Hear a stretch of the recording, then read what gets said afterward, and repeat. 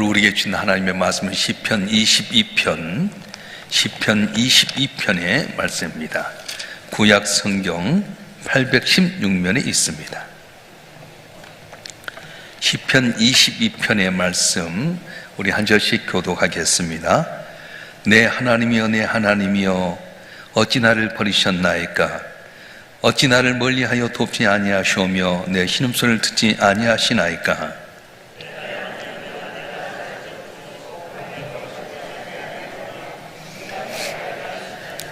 이스라엘의 찬송 중에 계시는 주여 주는 거룩하시니이다.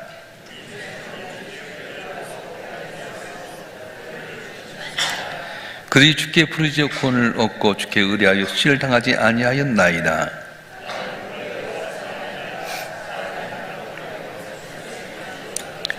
나를 보는 자는 다 나를 비웃으며 입술을 삐죽거리고 머리를 흔들며 말하되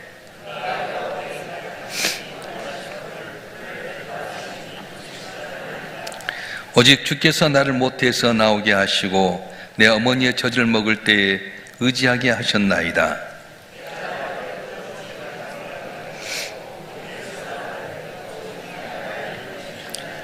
나를 멀리하지 마옵소서. 환난이 가까우나 도울 자 없나이다.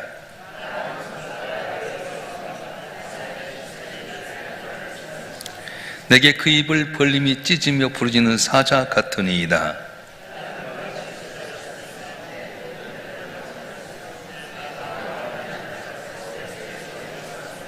내 힘이 말라 질그릇 조각 같고 내 혀가 입천장에 붙었나이다.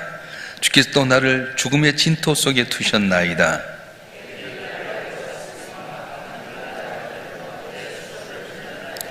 내가 내 모든 뼈를 셀 수 있나이다. 그들이 나를 주목하여 보고 여호와여 멀리하지 마옵소서. 나의 힘이시여 속히 나를 도우소서.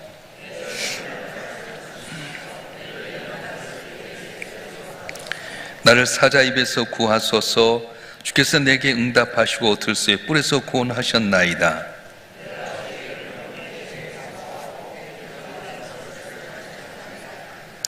여호와를 두려워하는 너희여 그를 찬송할지어다. 야곱의 모든 자손이여 그에게 영광을 돌릴지어다. 너희 이스라엘 모든 자손이여 그를 경외할지어다.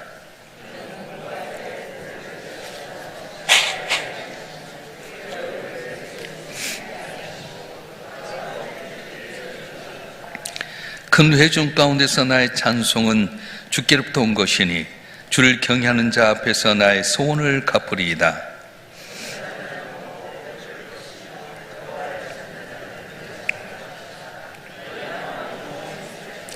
땅의 모든 끝이 여호와를 기억하고 돌아오며 모든 나라의 모든 족속이 주의 앞에 예비하리니 세상의 모든 풍성한 자가 먹고 경배할 것이요 진토 속으로 내려가는 자 곧 자기 영혼을 살리지 못할 자도 다 그 앞에 절하리로다. 다 같이요. 와서 그의 공의를 태어날 백성에게 전하며 주께서 이를 행하셨다 할 것이로다. 아멘. 기도하겠습니다. 우리의 삶 가운데 때를 따라 돕는 은혜 주시고 항상 함께 하셔서 우리의 위로와 힘이 되신 아버지 하나님, 오늘도 저는 주 앞에 나와 예배할 수 있도록 은혜 주오니 감사합니다. 말씀을 듣는 가운데 내 고난이 변해 기쁨이 되게 하시고 내 한숨에서 찬송이 되는 놀라운 역사가 일어나게 도와주시옵소서.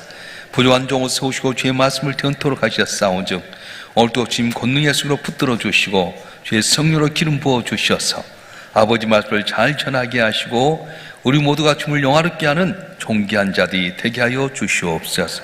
우리 주 예수 그리스도의 이름으로 감사하며 기도하옵나이다. 아멘. 할렐루야.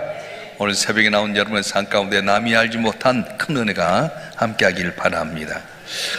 이제 우리가 인생을 살아갈 때 생각지 못할 많은 어려움이 있을 때가 있습니다.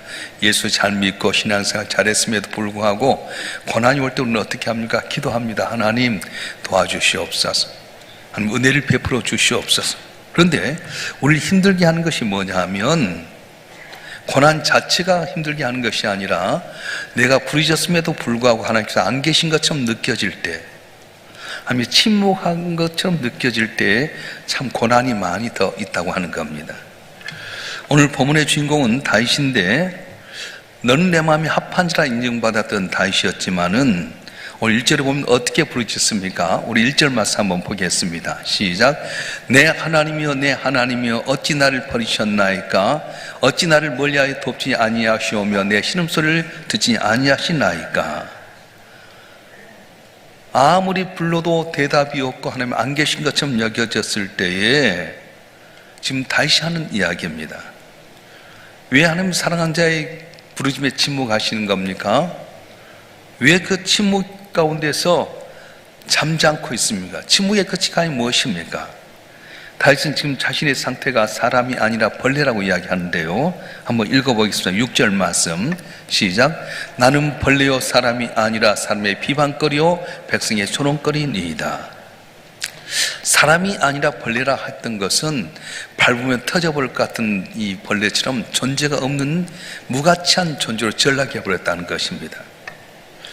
우리 한국교 초창기도 보면 이름 없이 쓰러져 갔던 신앙의 선비들의 모습을 보게 되면 예수를 믿는 것 하나만으로 가문에서 쫓겨나기도 하고요, 시장방에서 쌍놈이라고 해서 멸시천대받을 때가 있었습니다. 그래서 그들은 자기가 받는 고난 그것이 중요한 것이 아니라 참 네가 믿는 하나님이 어디 있느냐, 네가 믿는 하나님이 있으면 이럴 때 너를 건져보라 하는 조롱거리였어요. 우리도 그렇지 않습니까? 예수 잘 믿고 신앙생활 잘 하는데 고난이 있어요. 예수 안 믿어도 잘 살고요, 신앙생활 별로 잘 못해도 건강하게 되고 자녀 잘 되고 속 터지잖아요. 근데 이런 걸 바라보면서 세상 사람들이 뭐라 하냐면 예수 믿어도 별것 없더만 네 하나님 어디 있냐? 너 그렇게 성경 네 하나님 있으면 복줘야 되지 않겠냐? 그런 마음이 우리 마음을 빗을 찌르지 않습니까? 그래서 오늘 이 다윗은 자기 비참한 가운데서 하나님께 웃고 있는 겁니다. 특별히 비교해서 하는 거예요. 우리 조상들이 하나님께 기도할 때 응답하시더니 나는 왜 응답이 없습니까? 그렇게 외치는 거예요. 4절 5절 말씀 한번 읽어보겠습니다. 시작. 우리 조상들이 주께 의리하고 의리하였으므로 그들을 건지셨나이다. 그들이 주께 부르짖어 구원을 얻고 주께 의리하여 수치를 당하지 아니하였나이다. 조상들은 기도할 때 응답해 주는데 왜 내게는 응답이 없습니까? 그러지 않습니까? 우리 별 보면 응답받는 사람이 많이 있는데 내게 응답이 없으면 하나님 정말 계신 거예요. 하나님 정말로 살아 계십니까? 내가 믿는 거 없습니까? 그럴 때 있지 않습니까? 그래서 시편 20편은 철저한 단절감에 빠지게 된 겁니다. 시편 22편은 예수님께 십자가상에 돌아가셨을 때 가상 7원을 여기서 가운데 끓이시고 당기셔서 했는데 12절부터 18절까지는 다윗이 겪는 구체적인 고통의 내용이 나오게 됩니다. 자신을 에워싼 대적들, 바산의 힘센 소들과 찢는 사자에 비유하게 됩니다. 자, 오늘 우리들의 삶에 보게 되면 빚쟁이 쳐들어와서 드라마에 나온 것처럼 집에 난장판 핀다든가요, 또 나를 대적한 온수도 내 당에 칼을 꽂는다든가, 믿었던 사람 나를 배신한다든가, 생각지 못했던 질병의 계분이 나를 어렵게 하다든가, 이런 상황이 오게 됐을 때에 어떻게 하는 겁니까? 그래서 다윗은 이렇게 고백하는 거예요. 14절 말씀 읽어보겠습니다. 시작. 난 물같이 쏟아졌으며 내 모든 뼈는 어그러졌으며 내 마음 밀랍 같아서 내 속에서 녹았으며, 심장이 녹아내린 같은 공황장애, 뼈마디가 타들어가는 육체적인 질병, 지금 다시만 추상적인 그런 고통의 이야기가 아닙니다. 겉옷을 나누어 갖고 속옷을 제비 뽑는 대적들이 있어서 나는 이건 이미 죽은 목숨과 같은 그 수치를 당하고 있다는 거예요. 우리 조상들에겐 천수답이라고 하는 논이 있었어요. 저수지가 없을 때에 하늘에서 내린 빛만 가지고 사는 그런 논들. 비가 올 때는 좋았습니다. 근데 비가 오지 아니하면 땅이 쫙 갈라져서 거북이 등처럼 다 바짝바짝 갈라졌습니다. 그럴 때 우리 조상들은 어떻게 했습니까? 탁 처진 젖을에게 물리면서 우리 어머니들이 찬송 불렀어요. 하나님께 찬송 불렀습니다. 그것은 기뻐서 부른 노래가 아니라 정말 어찌할 수 없는 고통이 나온 노래였어요. 그런데 하나님께서는 그 어려운 고난 가운데 있었던 그 노래를 찬송이 되게 만들어 버린 거예요. 내 슬픔이 기쁨이 되게 만들어서. 지금 다윗도 그런 것과 같습니다. 천수답과 같습니다. 하나님께 은혜 주셨을 때 내가 평안하고 형통했는데 지금 하나님의 은혜가 끊어지고 나니까 거북이 등처럼 바짝 말라버린 논처럼 지금은 갈등과 절망과 사방이 나를 우겨싸는 위기 가운데 빠지고 말았습니다. 그런데 그때 그는 이 말라빠진 땅을 바라본 것이 하나님 바라보았어요. 놀라운 반전이 21절에 나타나게 되는데 21절 말씀 읽어볼까요? 시작. 나를 사자 입에서 구하소서. 주께 내게 응답하시고 들소의 뿔에서 구원하셨나이다. 아멘. 나를 사자 입에서 구하소서 이렇게 구했는데 뭐라고 응답이 오냐면 주께 내게 응답하고 구원하셨나이다. 그렇게 고백하는 거예요. 이상하지 않습니까? 사자 입이 여전히 나를 삼키려고 찢고 있고 들소의 뿔이 나를 공격하려고 하는 그런 상황 가운데서 환경 밖은 하나도 없습니다. 그런데 다윗의 언어가 달라졌어요. 비명이 찬양으로 바뀌어져 버린 겁니다. 어떻게 이렇게 가능한 것입니까? 이게 바로 신앙의 핵심인데요. 고난이 끝까지 내려가 본 사람만이 알 수 있어요. 밑바닥까지 내려가 봤는데 내 고난이 아니라 그 너머에서 나를 도우신 하나님을 바라보게 되면 고난이 끝난 거 아니라는 거예요. 내 상황 해결해 주셔서 찬송한 것 아닙니다. 하나님 나의 고난의 현장에 함께 계심을 바라볼 때에 고난 더 이상 고난이 아니라고 하는 거예요. 할렐루야. 여러분 상황은 하나도 변화되지 않았습니다. 질병 때문에 신음하게 되고 물질 때문에 너무 안타깝기도 하고요. 내가 가야 될 길에 풀리지 않아서 가정도 어렵게 되고 내 자녀도 내 마음에 기쁨 되지 못하고 어려운 상황이지만 그 고난의 현장 가운데 지금 내가 함께 계신다를 믿게 되면 고난으로 있지만 내 마음이 달라지고 말이 달라지게 된다는 거예요. 믿습니까? 이 신앙의 핵심입니다. 예수님도 십자가에 못 박혀 돌아갈 때 엘리 엘리 라마 사박다니 나의 하나님 나의 어찌한 날 버리시나이까 부르짖으면서도 마지막 순간은 아버지 내 영혼을 주님께 맡깁니다. 고난의 현장 속에 나 혼자 있는 것 같았지만 보이지 않는 가운데 나를 바라보고 계신 하나님 바라보면서 주님은 내 영혼을 주님께 맡깁니다 하고 죽었어요. 세상 삶 볼 땐 실패한 것 같았지만 삶 안에 살아나셔서 부활의 첫 열매가 되게 하시고요. 하늘에 있는 자, 땅에 있는 자, 땅 아래 모든 자가 예수의 무릎 꿇게 하는 놀라운 반전의 역사가 있게 만드셨습니다. 여러분, 오늘 한국교회의 성장의 배경이 뭐냐면 일제 36년의 억압과 6.25의 동남과 그 뒤에 많은 파란만장한 어려움 가운데서도 하나님을 바라보고 기도했던 성도들의 눈물과 기도로 말미암아 한국교회가 번영하고 이 나라 이렇게 복을 받게 된 거예요. 항상 고난이 있습니다. 고난이 없는 때는 하나도 없습니다. 그런데 그 고난을 뛰어넘는 비결이 뭐냐면 고난 가운데 나와 함께 계신 하나님, 그 하나님이 내게 있음을 깨닫게 될 때에 이 고난의 터널을 통과하게 되는 은혜를 받게 된다고 하는 거예요. 할렐루야. 그래서 이사야서 41장 10절 이렇게 말합니다. 두려워하지 말아라. 내가 너와 함께 함이니라. 놀라지 말라. 내가 너와 함께 함이니라. 난 내 하나님이 됨이니라. 내가 너를 굳세게 하리라. 참 내가 너를 도와주리라. 하물락으로 널 붙들리라고 말씀하신 거예요. 요셉이 형들에 팔려서 억울하게 감옥 생활하고요, 노예 생활할 때도 하나님 나와 함께한 걸 항상 느꼈어요. 그것을 넘기는 겁니다. 저도 목회 생활을 해오면서 견뎌온 가정들이 어떠냐면 힘들고 어려울 때가 있지만 그때마다 하나님 나와 함께 하신다는 걸 믿으면 신기하게도 그 고난을 넘어서더라고요. 이런 가운데 육체의 질병 때문에 고난 가운데 있습니까? 물질로 숨이 막힐 것 같은 어려운 가운데 있습니까? 가정이나 직장이나 여러 가지 상황을 봤을 때 가능성이 없는 것 같습니까? 그런데 이것만 바라보면 절망이지만 내 곁에 계신다고 하는 그 주님을 바라보게 될 때 이건 다 지나가는 바람처럼 흘러갈 줄로 믿습니다. 할렐루야. 그래서 하나님은 내가 고난을 당할 때 혼자 죽으라고 하는 건 고난이 아니라고 하는 거예요. 훗날 나와 같은 고난을 당한 사람에게 간증하기 위한 거예요. 그때 나도 그랬었어요. 그런데 지금 건너게 만드셨어요. 여러분, 사망이 음침한 골짜기에 있을 때 그 고난을 겪어본 자만이 이야기할 수 있지 않습니까? 그래서 베테는 눈물과 함께 빵을 먹어보지 않은 사람 인생이 참 모른다 이렇게 이야기했습니다. 여러분 가운데 있는 고난은 끝난 것이 아니라 먼 훗날 여러분처럼 고난당한 자에게 나도 그런 때가 있었습니다. 근데 하나님 함께 하셔서 담을 넘었습니다. 나도 가능성이 없었습니다. 끝난 줄 알았습니다. 근데 나와 함께 계신 하나님께 나를 건지셨습니다. 고백하도록 하기 위해서 고난 가운데 나와 함께 하신다고 말씀하셨어요. 그래서 그의 고백이 나에게서부터 이제 형제와 회중으로 이렇게 확장이 되게 되는데 22절 말씀 보겠습니다. 22절 시작. 내가 주의 이름을 형제에게 선포하고 회중 가운데 주를 찬송하리이다. 아멘. 내게 있는 고난이 내게만 있는 것이 아니라 내 형제와 회중에게도 전파되게 되고요, 27절 이하부터는 전 우주로 넓어지게 되는 거예요. 우리 27절 말씀 보겠습니다. 시작. 땅의 모든 끝이 여호와를 기억하고 돌아오며 모든 나라의 모든 족속이 주 앞에 예배하리니. 아멘.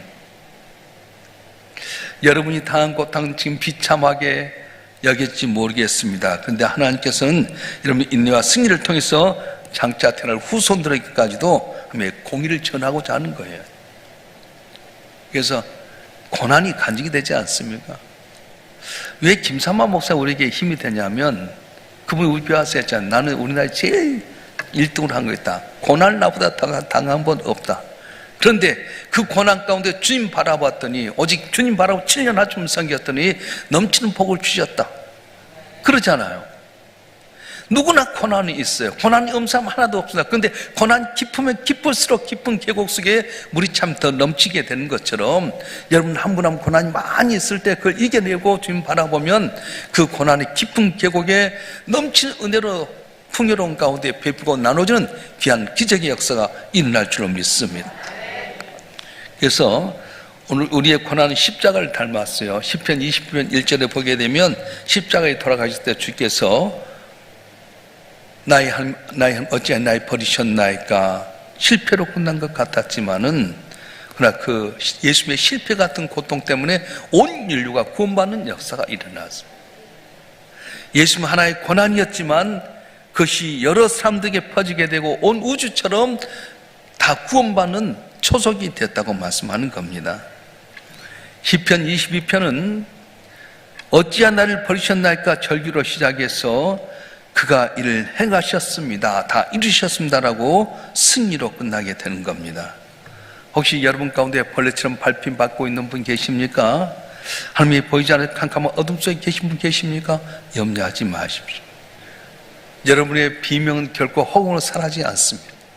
여러분의 기도는 결코 지나간 바람처럼 흘러가 버린 것이 아니라 땅을 적셔서 싹이 나게 하고 파주 한 장에 종자를 준 멍자에 식량을 준 것 같이 주님께서 여러분 명하에 보내 형통케 하는 초석이 될 줄로 믿습니다. 겨울은 혹독하지만 그 추위를 견딘 씨앗맛이 봄에 가장 찬란한 꽃을 피우게 된 겁니다. 고난이 찬양이 될 날이 멀지 않았습니다.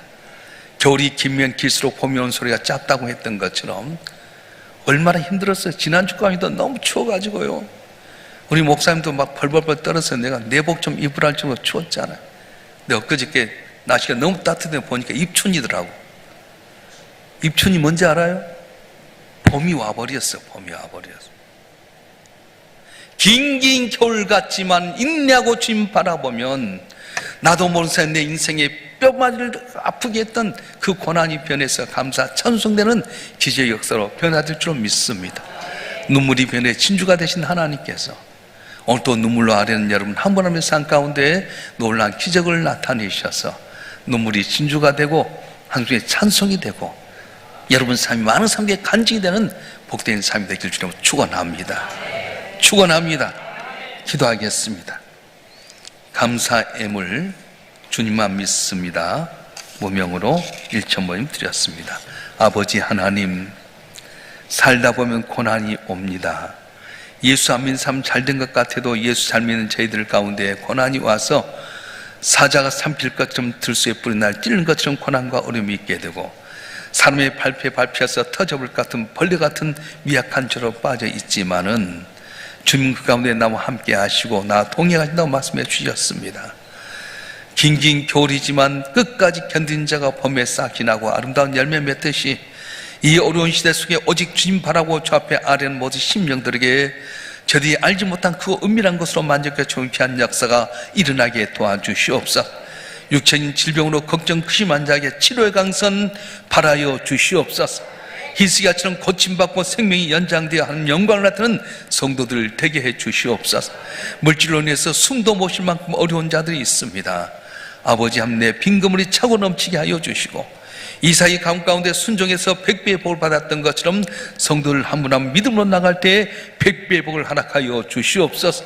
불가능하게 하신 아버지 하나님, 우리 가정을 축복하여 주시고 자녀의 길이 열려지게 하여 주시고 우리 삶의 고난 가운데 내가 주님 앞에 의지했던 이렇게 복받았음을 모든 삶에 증가할 수 있는 한 분 한 분 되도록 역사하여 주시옵소서.